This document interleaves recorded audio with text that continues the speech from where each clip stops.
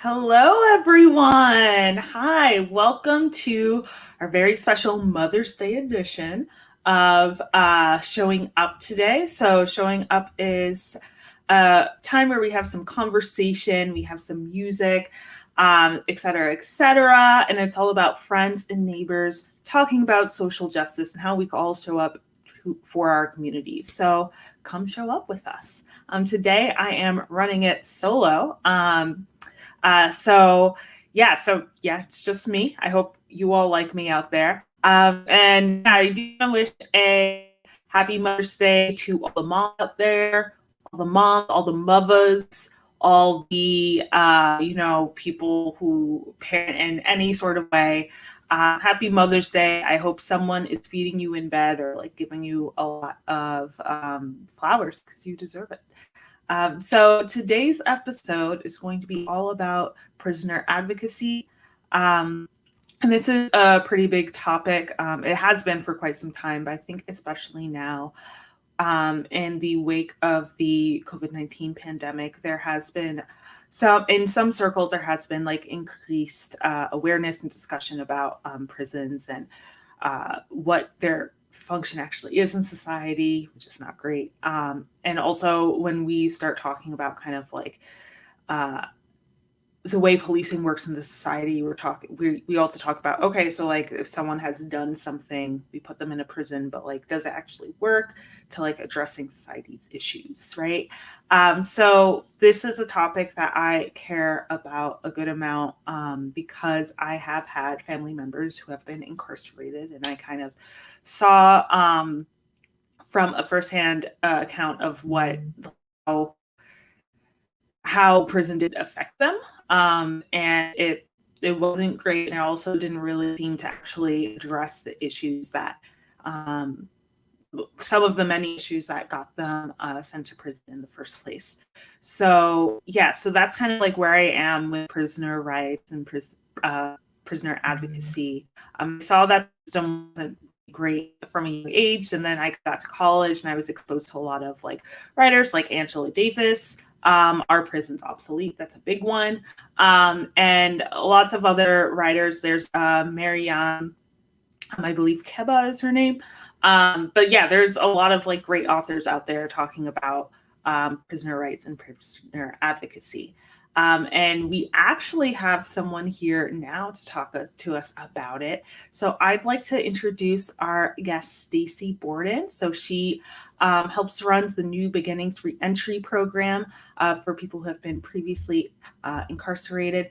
And she is just a really great, awesome person. And as always, we have the PayPal pool, where some of the proceeds will be going to her and her organization. So I'd like to bring Stacey up to the virtual stage now, if possible. Hi. Hi, how you doing? Thank you for Hey, having me. thank you for being here. Thanks so much for being here with us, and I'm really excited to have the opportunity for you to talk about New Beginnings Reentry to a lot of people, everyone watching on Twitch and on Facebook and everything. Oh, Um, So yeah, there's a lot of questions I have for you. I'm not even sure where to begin because you have so like you have so many awesome things to talk about. And but let's start with the first one I have on my list. So, what does prisoner advocacy mean to you? well, first, let me just shout out to everybody to say Happy Mother's Day and definitely have to bring in the space. I always bring in the space, my national sisters and the sisters that we left behind in those cells, in them cages. So, shout out to the National Council for Incarcerated and Formerly Incarcerated Women and Girls. Additionally, to Families for Justice as Healing, where we do a lot of the advocacy work. Policy change, closing down jails, ending incarceration of women and girls. So, really, that's what prison advocacy looks like to me.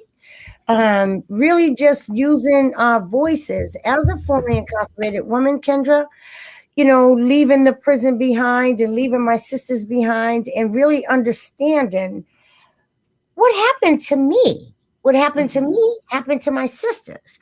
And that just kind of means that, we're survived and punished. We have been surviving, trauma, sexual violence, domestic violence, and then acting on those emotions where acting out through committing transgressions, and then we're punished for it. But no one ever asks, what's wrong with you? No one ever talks about an alternative. And so that's what it means to me, using the voice of the voiceless. I made a promise to my sisters behind when I got out 10 years ago that we were going to come out and create something different. And that's what we're doing. We're advocating on their behalf because no one, not one woman who is a mother, who's a grandmother, who's a sister, who's a niece, there are nurturers, and they should not be sitting in a cage, especially suffering. We have women in prison who are elderly, who are ill, who are suffering in wheelchairs and, being survived and punished. And, if you spend 20 and 30, 40, 50 years, it's like time to come home. It's time to come home. And so that's what it means to me. Yeah, definitely. Thank you so much for sharing that and talking about your own experience. So we want to hear a little bit about New Beginnings. So we know it's a reentry program. What exactly does that reentry program offer, and how did it get started? So it offers a whole bunch of good therapeutic modalities. And so let me just say that it really started with me sitting in a cage after really coming into a maturated state, that I really started noticing, some of my sisters that were up for parole or going home on a rap, and after 20, 30, 40 years, and they were back in 3 months. And, it was almost like all the revelations that I was acquiring or accumulating over the years of me going in and out was all the sisters that was really raising me in the prison. I knew then that once we came together in a group setting and we started really talking about, the issues that was happening in our lives, or that had happened in childhood, trauma, that these are adverse reactions. And so post-traumatic stress started setting in. And when we started having that type of camaraderie, and you look around and you're like, wow, almost all of us that was in that prison, it's just one of the smallest populations in the country, in Framingham State Prison, coming together like that. And you kind of hear that I'm not alone in this. It didn't just happen to me. Gave me a different purpose to say, this is unacceptable. We have to get out and create something different. And so sitting in that cell, feeling the raw emotions of not just my own pain, but understanding empathetic values, I kind of had to put myself in my sister's shoes to say, I don't know what happened to them. I don't know the experience they endured. I do know my own, and I could kind of understand it. Now, how do we address that? So New Beginners Reentry Services was established 2016. And through that, I came home 2010, and I just went on a journey. I got into the world of theater. I got into the world of being educated to understand trauma and addiction.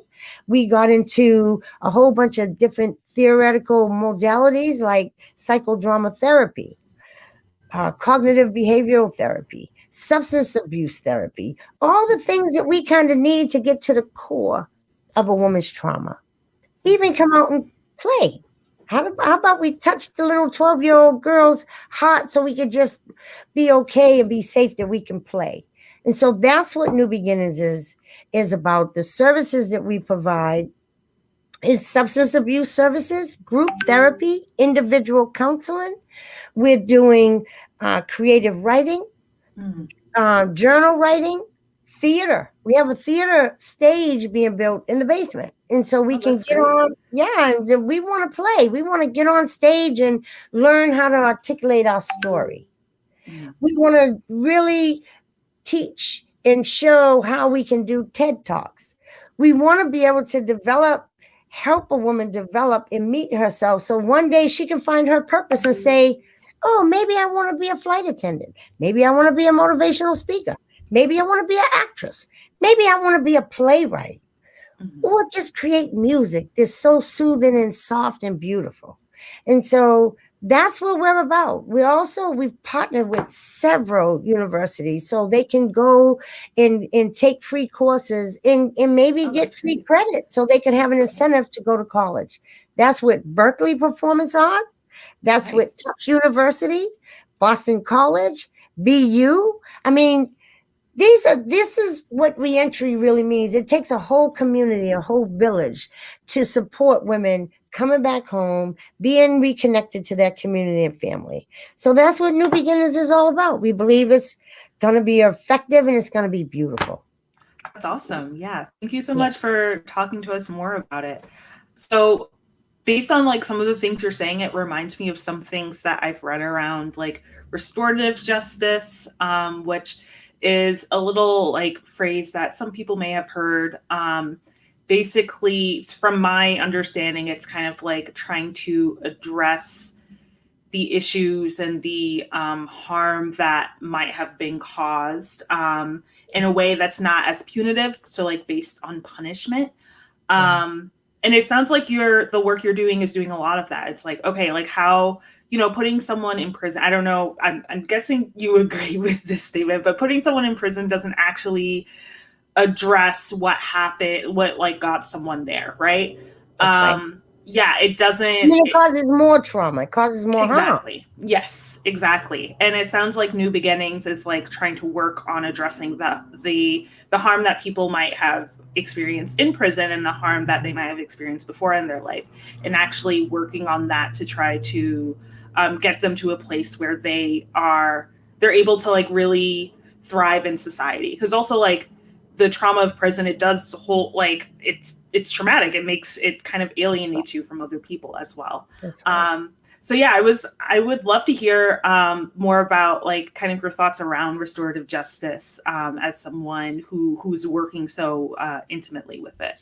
Yeah. So, in theory, I'm a clinician. And Mhm. so, the theory is we really can't get to the stage of restorative justice until we really start talking about transformation, right? Mhm. So transform harm. How does that work? People wonder, they say, Stace, why do you want to shut down jails? What do you do with the people that cause such great harm? And we're Mhm. saying, well, if you look at the history and the numbers, the stats show 97% of the women that are incarcerated in the country suffered from trauma, childhood adverse reactions, right? And so here you are, most people go into prison about 18, 19, 20. You're not even in your maturated state. You're not even, Mhm. processing your frontal cortex yet, right? And now here you go, you cause harm. You don't even realize to be sitting you're putting someone in a cage. The judge sentenced you to a building. The building administrators put you in a cage, and most often you're at the will of a male god. Mhm. Now imagine trying to come out and do restorative justice. Restorative justice is really saying, okay, we want to have accountability and we want to bring the victim to the perpetrator, or to, the transgression, the person who caused the transgression, right? That person who caused transgression is still in its own pain, can't even recognize the harm that they've caused. So the Mhm. work that we do, as Marian Kaba always talks about, is really transforming the oneself, healing from the trauma, from the pain that was caused to the individual. And once the individual can kind of use some of the tools they acquired to heal, then maybe we can move her into understanding accountability for the harm that they've caused to others. Mhm. And if that transformation can happen, then we say, okay, it's time to move restoratively, restorative justice. How do you even approach someone to say, I caused great harm and I'm sorry? But there's key words to it, because sorry ain't quite enough. And Mhm. sorry really doesn't say, I know that loved one can't come back, or that loved one is really in that much pain that I cause.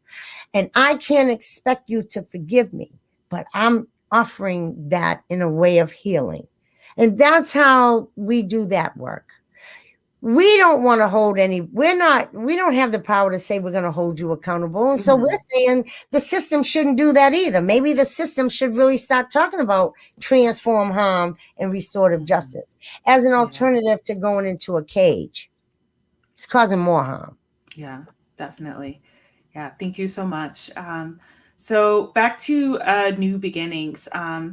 It sounds like you're also doing work to open a residential reentry program. So this would be a program where women are able to like stay at New Beginnings and be in a place that is like where they're surrounded by people who have been through like similar experiences. Correct?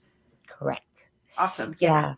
So we have 6 bedrooms that we got passed by the zoning board, so we can bring 10 women to start into the home up to 18 months. And then the work begins, right? All the work. I mean, they'll be in programming from 8 to 8 and sometime 9, 5 days a week. Wow. Right? So if a woman chooses to go to college, she still has to come in and do some of her group therapy or her culinary. We'll have culinary art prep. I mean, we'll have a whole bunch of stuff, but they'll have an itinerary if they decide they want to go to school, if they want to go to work. They're able to do that too. But more so, we're bringing them into the world of justice, a whole new world of what does different look like? How can you be a community leader? How can you give back to your community that you left and now they're welcoming you back?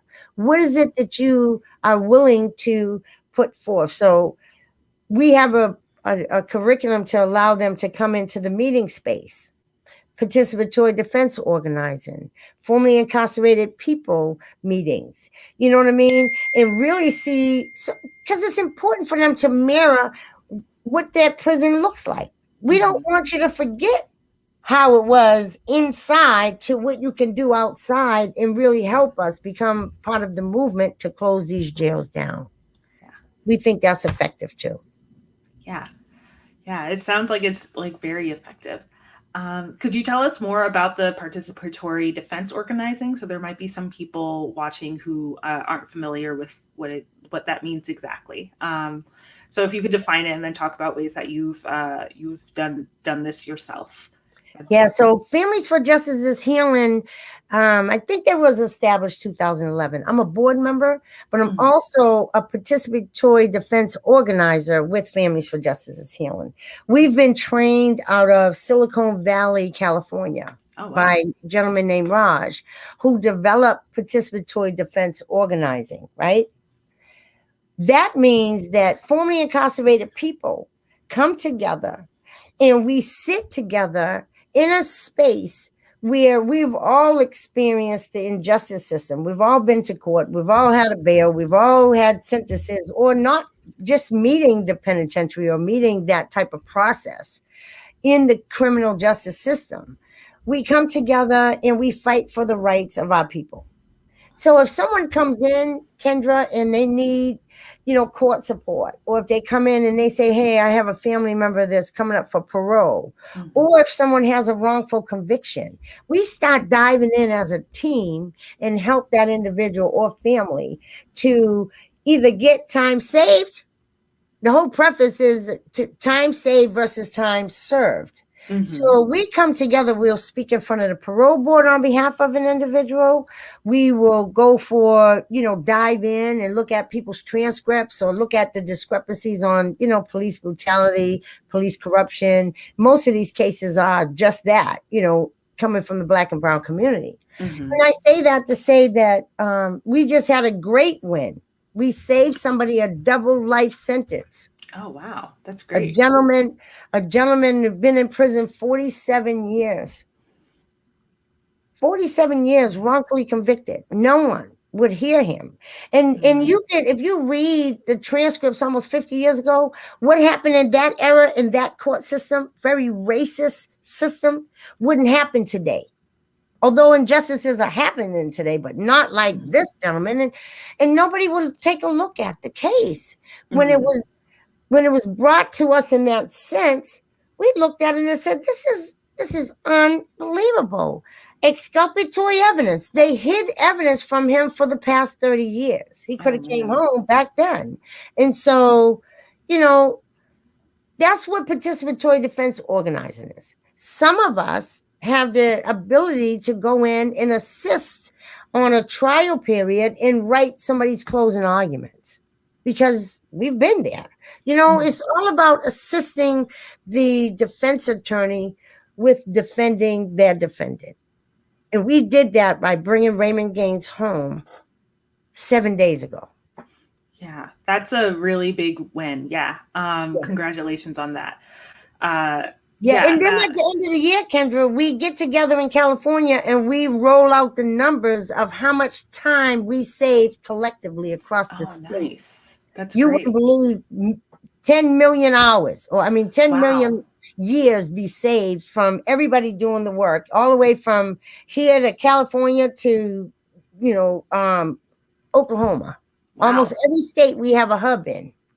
And so we have a long list of emails that we get together. We reach out and ask questions with each other, see if somebody has a case like we're fighting, individually. If we need some support, we reach out collectively and we'll assist. If somebody's in Tennessee and needs some assistance on a case, often in Tennessee's rules, they incarcerate children, juvenile. Yeah. I mean, it's bizarre that this system can be created and no states are the same. Somebody in New York could have a manslaughter case and they get 3 years. Somebody here will get 19 or 20. I mean, you know what I mean? Just the laws are so bizarre and different, and it's quite unfair. Yeah, definitely. So we fight. The laws. We fight to win. Yes, that's great. Yeah, the laws, the differences in states, when I'm reading stories about, people going through the criminal justice system, like, someone being literally at the wrong space at the wrong time, getting like 15 years because of a very bizarre interpretation. It's infuriating. And like, it's like how we live in a country where it's someone's outcome of their case could depend so much on where they actually are or where they live or where the trial happens. And it just seems different from what the founding fathers tried to say they meant, even though, it was for mostly like white men with land, when they're like, yeah, everything should be just, we should have like fair treatment, whatever. And there's so few cases of that happening, Yeah. Yeah. We know the history. It's almost like, okay, I'm tired of talking about what you did and how you developed this, violent culture, this unfair racist oppression. We don't want to. We want to talk about, you did that to 100,000 black men, 100 million black men. You took our fathers out of our communities, and now you're targeting our women out of the community. And we're saying enough is enough. You're not going to do that anymore. They're trying to build a whole new system, a whole nother prison in Massachusetts. And we're saying, not on our watch.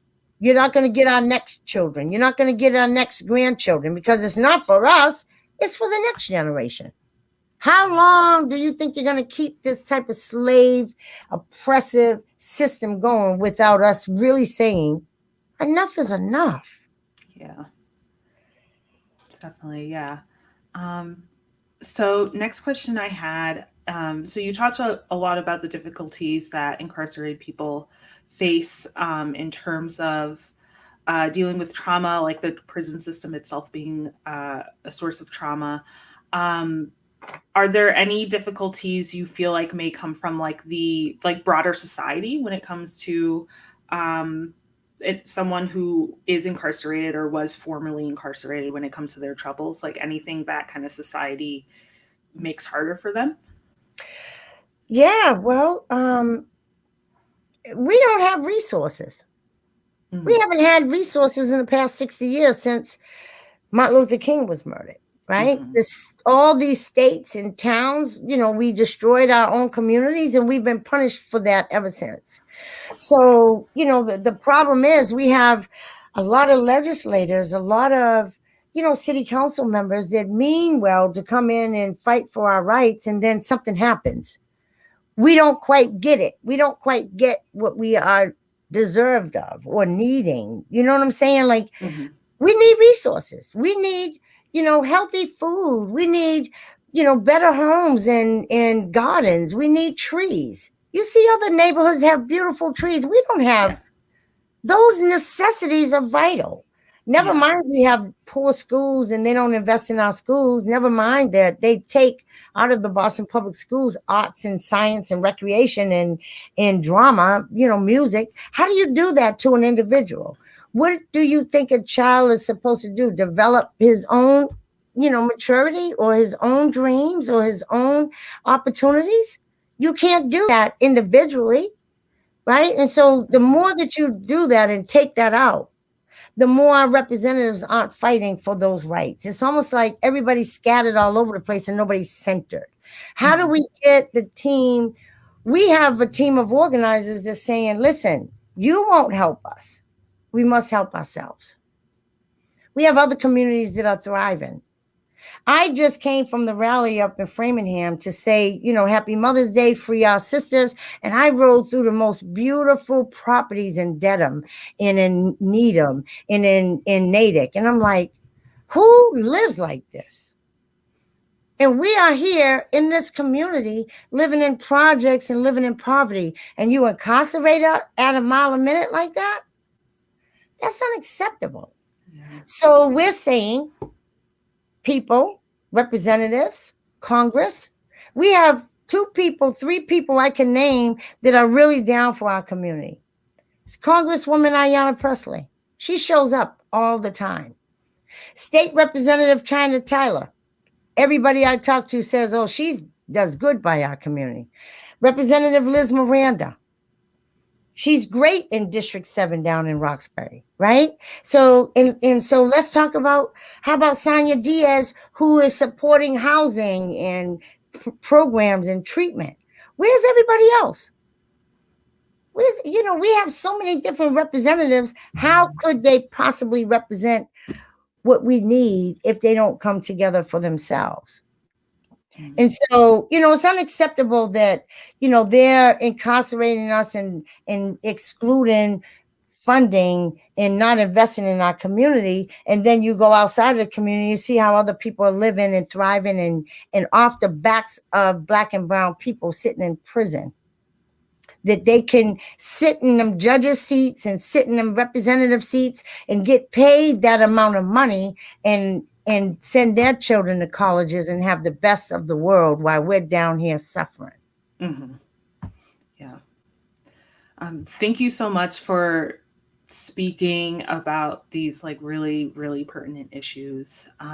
So we have the link to New Beginnings reentry services below, but if there are other ways that people want to get plugged into the work, we do have like a few donations, but if there are other ways where people want to contribute, what would you suggest like the average person who hasn't been incarcerated do?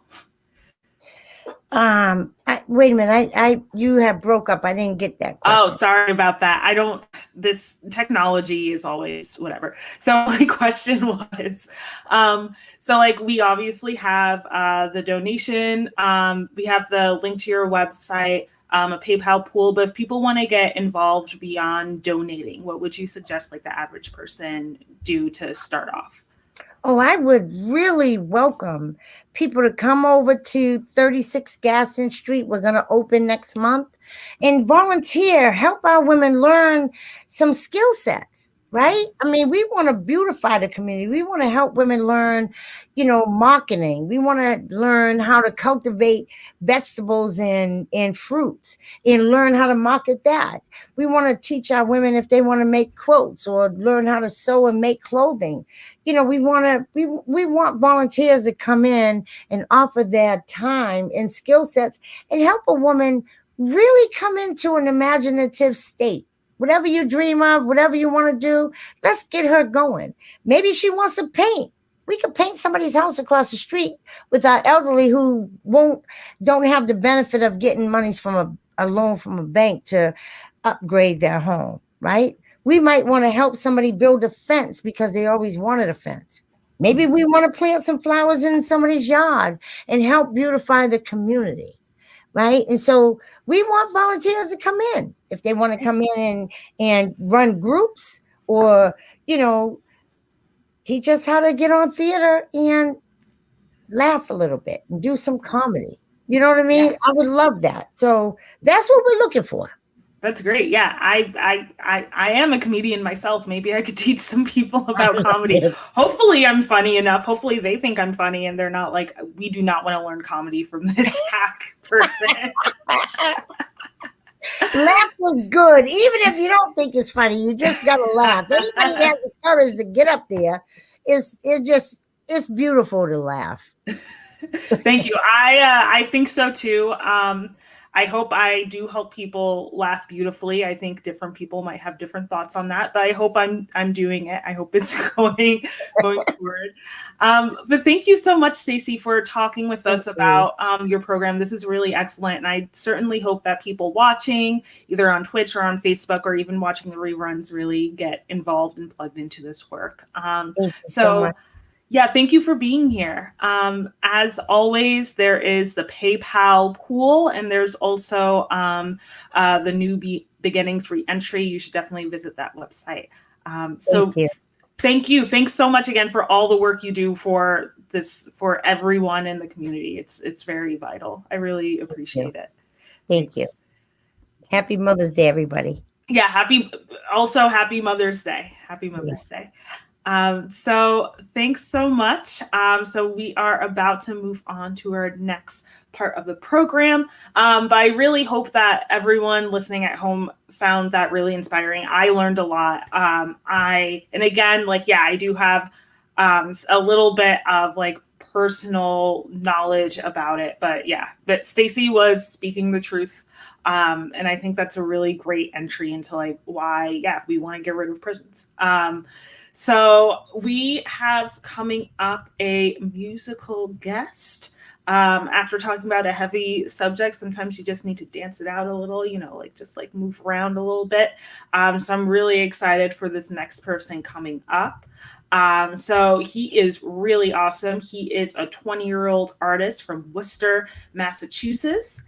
He is signed to Hightown Records and Carmelo Records, part of and head of a rap group, Bad News Entertainment. He's also an actor, a director, a photographer, graphic designer, and more. Get him to take your headshots, make your logos, make your posters and all of that. So you can follow him on Instagram at Tr Diaz and subscribe to YouTube. And also his music is available on all streaming platforms, but Bandcamp is pretty good if you want that money to go directly to your buy some stuff on his Bandcamp.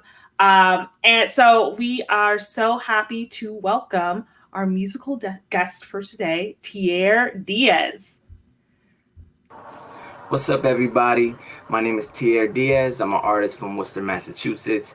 And first of all, thank you for having me on your show. This is going to be a lot of fun. I'm excited. So what I'll be doing today is performing 2 songs off my album Energy, which is out right now on all streaming platforms. If you want to go listen to it or support, all you gotta do is type in Tr Diaz and Energy. And the songs are called Breakthrough and I'll Be Back. Hope I entertain you. And yeah.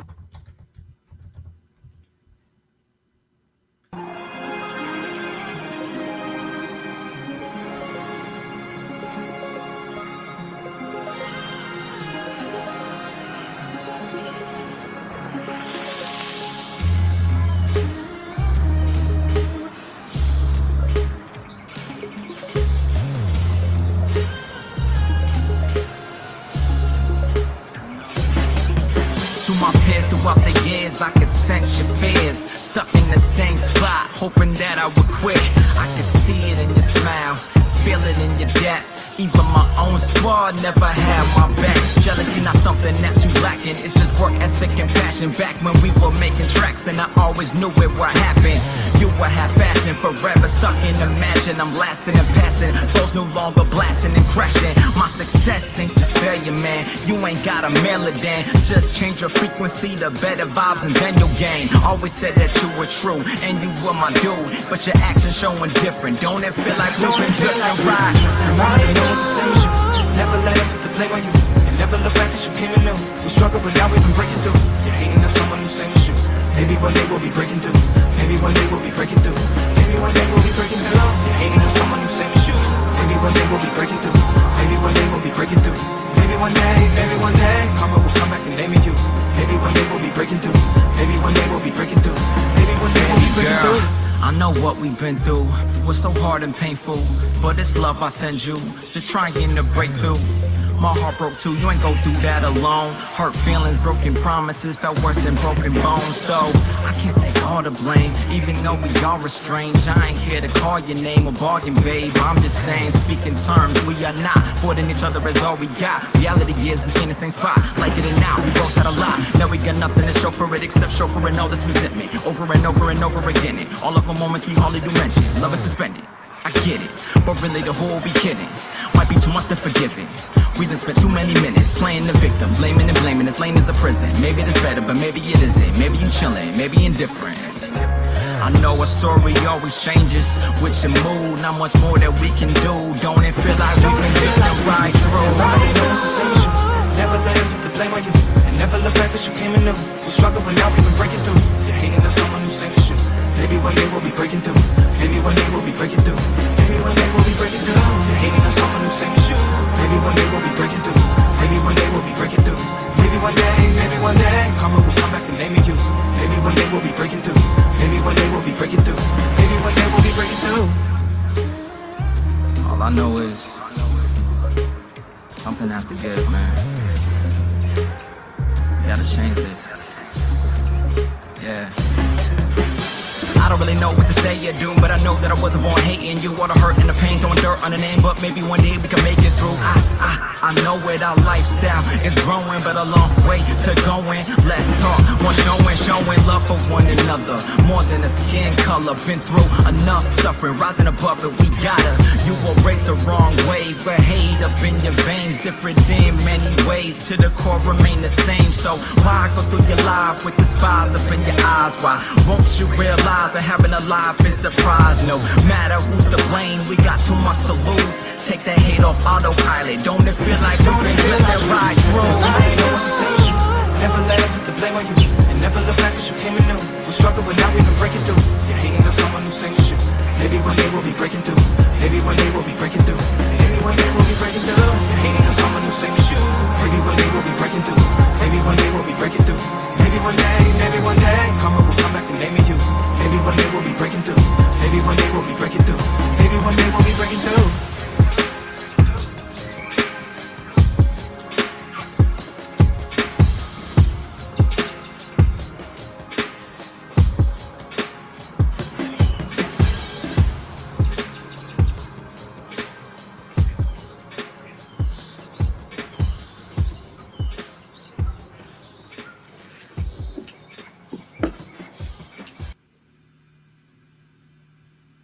Awesome. Oh my God.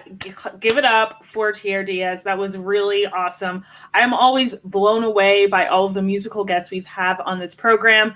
I didn't know like Massachusetts had good music. Sorry, Massachusetts. I know a lot of cool stuff goes on here. I know there's clam chowder and lobster rolls, but there's also great hip hop music that I'm being exposed to just through this program. So again, Tier Diaz has an awesome website, killateammusic.com. Visit it, purchase his music, continue supporting artists, especially now during the pandemic where things are like just starting to open up and people aren't really back at their usual sales yet. But yeah, that was really excellent. I'm excited to see more from him later in today's program. But first, we have a little bit of a segment called Brilliant Excerpts from our correspondent, Sarah. So I believe that is just pre-recorded. So I'll give everyone a little bit of time to get that set up. And we're going to hear a little bit from a book. Sometimes it's nice to have someone like read a book up to you out loud, kind of like an audio book where it's like, like you could wash some dishes, get something done. And here's some great, awesome organizing theory and praxis from someone. So let's get that brilliant excerpt started. Oh, hello there. My name is Sarah, and it's time for another brilliant excerpt. Today, we're actually not taking an excerpt from a book. We are taking an excerpt from an interview with abolitionist and general just cool human being, Mariame Kaba. So I will be reading from my screen instead of from our friends' paper books. All right. A little bit about Mariame Kaba. I have an intro here about her that was beautifully written by Elias Rodriguez for The Nation this past March, so I borrowed it because Elias says it better than I ever could. Long before becoming a published writer, Mariame Kaba had already left an imprint on contemporary prison abolitionist thought. Raised in New York by a father who was a former Guinean independence fighter and a mother who took part in what some might now call mutual aid, Kaba moved to Chicago to pursue an education and stayed to organize with sexual violence survivors, young people, and formerly incarcerated people. As the founder of Project NIA, which works to end young people's incarceration, and as an organizer of the Chicago Torture Justice Memorial's reparations campaign, Kaba helped make Chicago a hub for abolitionist organizing. In the past decade or so, Kaba has also become increasingly well known as a writer. On her blog, Prison Culture, in articles published in venues like the New York Times, and through interviews with abolitionist thinkers, Kaba has argued that prisons do not end violence. They simply concentrate it among the most marginalized members of society. As a result, both survivors of interpersonal harm and state harm concerned with ending violence ought to support prison abolition, the ongoing movement to end surveillance, police, and prisons, and to produce alternative modes of providing justice. Her new book, We Do This Till We Free Us, collects a number of her essays, interviews, and more. Today, we're going back a few years, and I am going to read from an interview she had with a facilitator named John Duda for the website The Next System.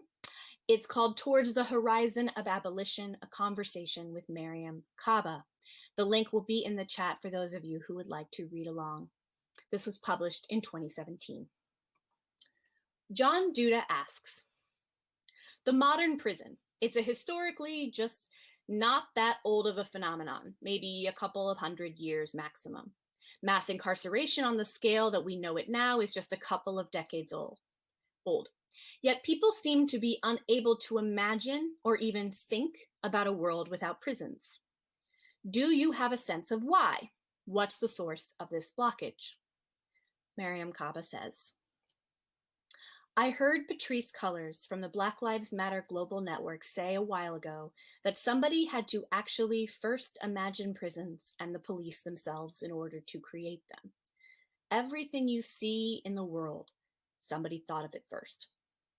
I think that's true, and I think that's right. I also think that once things are actualized into the world and exist, you can't imagine how the world functioned before it. It's like we develop amnesia. You just assume things have always been as they are. I see this in myself, in just my lifetime where I went to college at a time when there were no computers. This is in the late 80s. I brought a typewriter with me to college. That's how I typed all my papers and did all my work. I struggle to remember how I did that now. And again, that was just in the late 80s, early 90s. I can't imagine it. I don't even know how I operated in the world without a computer and the internet. It feels naturalized in that way, even for somebody who in her own adult lifetime didn't actually have it. That I can't imagine a world without the technology I'm currently living with says a lot. I can talk about it, but I don't think I have a strong memory of that time. We abolitionists often say that, and it's true, that prisons are relatively new inventions. They really are, worldwide even. But think of how normalized so many other technologies are in our lives, and they are so very recent compared to prisons. Once things are actualized into the world and exist, you can't imagine how the world functioned before it. The other thing about prisons and police is how they make people, the vast majority of people, feel secure. I don't mean safe, I mean secure. Secure means that the scary, awful monster people, in quotes, are kept at bay by those institutions. That is the story that gets told and reinforced by media, by our parents, by our culture. That is our story. That's our narrative. My comrade, Paula Rojas, has written that the cops are in our heads and hearts. That's the same exact thing. The prison and the police are in our heads and hearts. Therefore, this system is naturalized in a way that makes it almost impossible for folks to step back and think that it wasn't always like this. How did people manage before? How might we look into the future and imagine something different? Nothing is really permanent, right? Things are going to transform and change.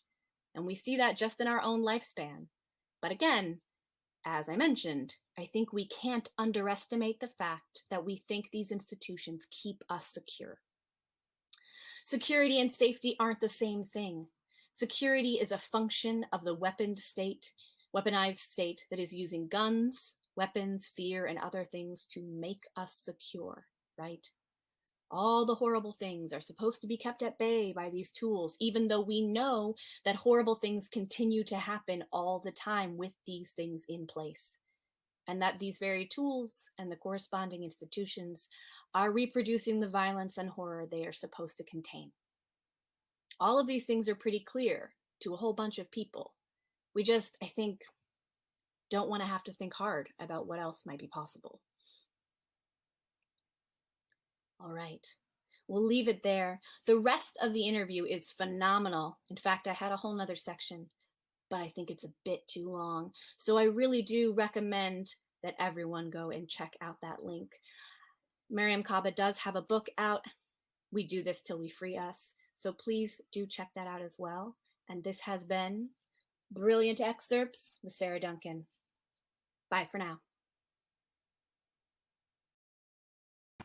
Thank you so much, Sarah, for the excellent edition of Brilliant Excerpts. Oh my God, I knocked over my microphone as I said that or did that. I like that we have the hand wave for Brilliant Excerpts. I realized I said it would probably be from a book. It was actually from an interview from someone who's a great thinker and has published great books. I also realized I mispronounced Mariam Kaba's name wrong. Sorry.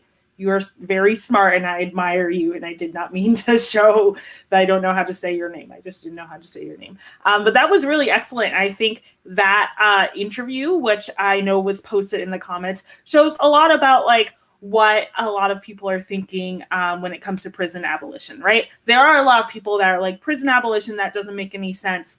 Like, you know, what will we do with the bad guys? And completely separate from the facts that like, most of the people who go to prison aren't actually, you know, bad guys. It's also, you know, there have been periods of history where there weren't prisons, where there weren't like things that we are the way they are now.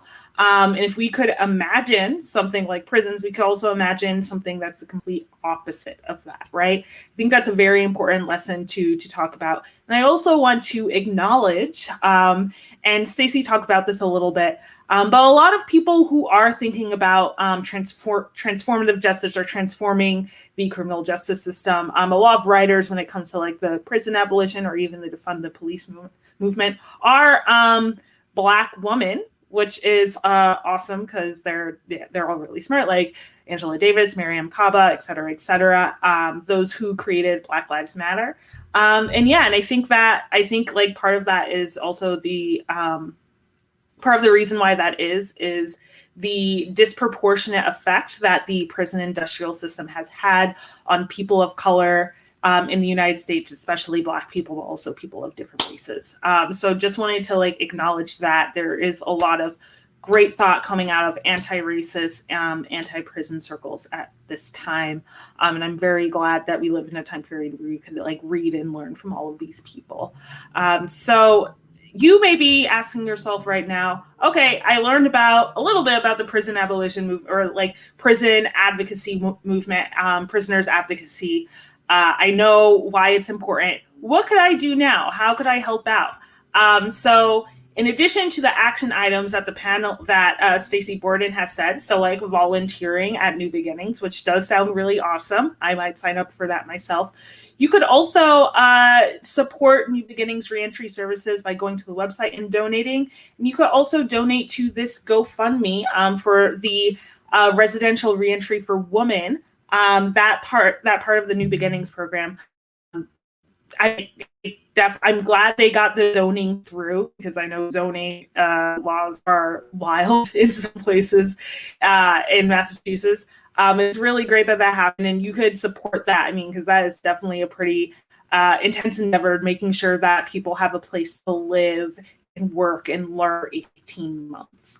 So donate to both of those causes. Every single dollar helps, especially when there is so much money invested in the other side of this coin, and making sure that prisons are still there, and making sure that people are able to be caught up in prisons and invested in prison labor. It is important to spend every dollar that you can on the opposite side of that coin, and towards systems that really rehabilitate and work towards transformative justice. So yes, donate to those. There's also lots of other small things you could do, whether that is like supporting bail funds, whether that's even just like, helping people out, like at protests, making sure that they don't get arrested. Every little single thing that helps people not be in prison helps. So thank you so much for listening to this and paying attention, and for any money that you are able to donate. If you're not able to donate, completely understand. The economy sucks. So definitely like post those, the GoFundMe and the websites, post it to your social media, spread the word so as many people can know about it as possible, and if they can. So very excited to bring back Tier Des for another little segment, a little bit more flavor for us today. He is just really good. He's a really good rapper. So I'm going to leave you all with another little segment from Tier. Enjoy.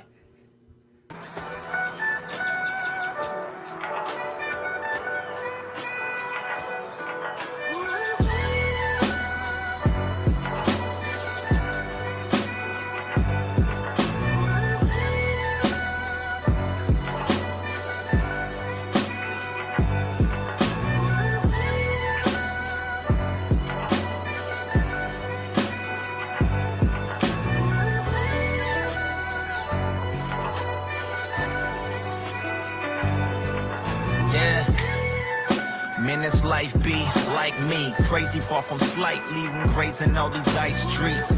Meaning the cold roads, young with an old soul. Under the show scope, I'm dope but solo. Still, I know no chill when it comes to dreams. Trying to live comfortably, inspirational come from beats.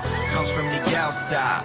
The instrumental was simply the soundtrack of what it sounds like. So I go to gather experience, kind of stuff that's packed in the lyricists. Man, my passion ain't limited, it's just they acting so primitive. And I'm trying to develop a sound that'll reach hella ladies and fellas. But maybe the lesser of two evils is better to move people. Nowadays, if you got the cheddar, then you cruising through. And I'm trying to get to that. So if you ain't seen me in a while, don't worry, I'll be back, yeah. When I leave for the grind and I didn't make it home on time, don't worry, I'll be back. Really think I slack on my rhymes, left the mic for the camera shine. Don't worry, I'll be back. If we end up in the fight, give me space and we'll be alright. Don't worry, I'll be back. Even when I die, my music can keep my spirit alive. Don't worry, I'll be back. I had a long time to think it out and think about the relationships that's seeping out. Family and friends diminishing like it's a trend. I could pretend it they ain't hurting, but I'm knowing within that it does, because we don't show enough love. If bonded by blood, social media ain't enough. I know we got our own lives, sorry, with no time. I just wanna chill like we did in old times. TBT on Throwback Thursdays, the only time I see us together, and it hurts, man. And to the friends I ain't chill with in a bit, just hearing it on some comments and thinking I switched. But how you figured this? I'm just trying to make it, man. That's always been the pitch. I benefit from the grind, but it's friends that I lack. So if you ain't see me in a while, don't worry, I'll be back, yeah. When I leave for the grind and I didn't make it home on time, don't worry, I'll be back. When you think I slacked on my rhymes, left the mic for the camera shine. Don't worry, I'll be back. If we end up in the fire, give me space and we'll be alright. Don't worry, I'll be back. Even when I die, the music can keep my spirit alive. Don't worry, I'll be back.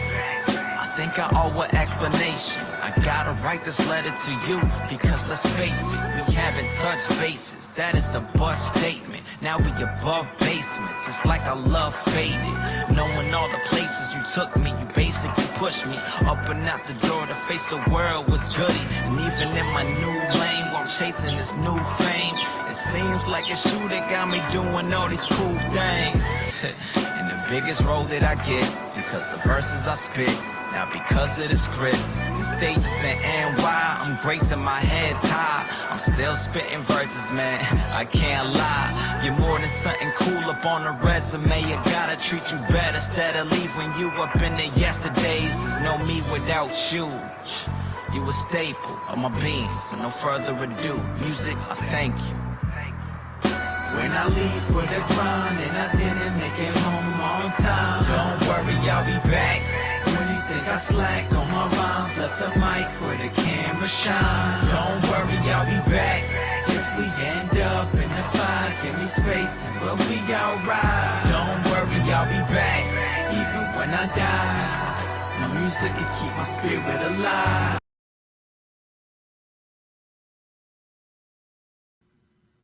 Oh man, oh, it's okay that I got short. I was so excited to see the end of that segment. But big ups to Tierra Diaz. He was spitting bars back there. Again, please go to his website, Killer T. Please buy some stuff from his Bandcamp, all of that. And yeah, you can listen to all those songs over and over again on his Bandcamp or on any streaming services, even though you should probably go to his Bandcamp first, because Spotify does not be paying people out here. They're giving literal pennies. What I usually do for my friends who do put out music is I will buy their album, but since the only CD player, this is how much I am of not actual physical copies of music person. I will buy their CD and then just listen to music on Spotify a lot. So I'm hoping they get their money from buying the CD and they get a little bit of money from me listening to stuff on Spotify. But yes, thank you so much, Tierra Diaz, for recording those little segments in a beautiful backyard, I'm guessing in the Worcester area. Very lovely, so many trees. And thank you all for watching. That is the end of our program today. Thank you for showing up. And showing up and listening is definitely the first step in some action. We have gotten some amazing requests, had great conversations with Stacy. So please give it up for Stacy Borden for being here. Very amazing woman who has done so much for others in her community. Please give it up for Tierra Diaz. Please give it up for Sarah, Duncan, and give it up for yourselves for showing up. If you are interested in learning more, go to all those links we posted. And of course, you could show up again next month, second Sundays of each month. We're going to have a brand new topic. We're going to have a brand new musical guest, brand new everything, and show up with us next month. All right. Thank you so much for being here and have a great rest of your Mother's Day. Bye, everyone.